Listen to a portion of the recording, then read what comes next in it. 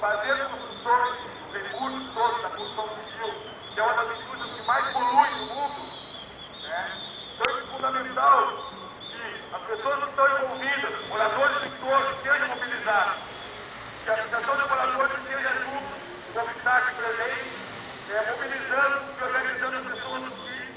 Esse é fundamental, esse papel, para que a gente consiga, de alguma forma, mobilizar e mostrar para os políticos, para outros grupos também que venham apoiar, a importância, né, das pessoas estarem mobilizadas. O que parece está agora dentro do processo de eleição do plano diretor, onde vários municípios foram sendo machucados, alterados, a ponto da gente por alguns motivos deles ter uma construção desse tipo dessa noite.